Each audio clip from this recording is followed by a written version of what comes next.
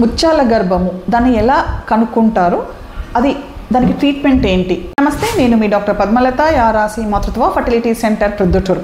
ముత్యాల గర్భం అనేది ఎవరికైనా రావచ్చానండి. అంటే ప్రతి 1000 మందిలో ఒకరికి వస్తుందన్నమాట ముత్యాల గర్భం అనేది. దీని యూజువల్గా దీని సిమ్టమ్స్ ఎలా ఉంటాయని అంటే ఫస్ట్ 3 నెలల్లో మీకు బ్లీడింగ్ అవ్వడము, లేదా హై బీపీ ఉండడము, రక్తం తక్కువ ఉండడము, బీటా హెచ్సిజి వాల్యూస్ ఎక్కువ ఉండడము, విపరీతమైన వాంతులు అవ్వడము, అలాగే వెజైనా నుంచి చిన్న చిన్న ద్రాక్ష గుత్తుల మాదిరి టిష్యూ బయటికి రావడం, ఇవన్నీ కూడా దాని సిమ్టమ్స్ అనమాట.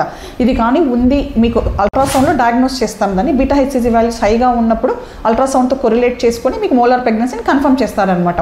ఇది ఉన్నప్పుడు ఖచ్చితంగా దీన్ని డిఎన్సీ చేసుకోవాలి. డైలటేషన్ అండ్ ఎవాక్యుయేషన్ అని అంటాము. డిఎన్సీ కాదు, డైలటేషన్ అండ్ ఎవాక్యుయేషన్ అని అంటాము. ఇది చేయించుకున్న తర్వాత టిష్యూని మనం టెస్ట్కి పంపించాలా, అంటే అది పార్షియల్ మోలా, కంప్లీట్ మోలా అని చూసుకునేదానికి. తర్వాత మనము ఎవ్రీ వీక్ కూడా బీటా హెచ్సిజి మానిటర్ చేసుకోవాలన్నమాట. ఆ వాల్యూస్ తగ్గుతున్నాయా లేదా అనేసి. ఇన్ కేస్ వాల్యూస్ కానీ పెరుగుతూ వచ్చినాయి అని అంటే కొన్నిసార్లు ఇది వచ్చేసేసి క్యాన్సర్కి తిరిగే ప్రమాదం ఉందన్నమాట, మోలార్ ప్రెగ్నెన్సీ. దానివల్ల మనం బీటా హెచ్సిజి వాల్యూస్ రెగ్యులర్గా మానిటర్ చేసుకోవాల్సి వస్తుంది.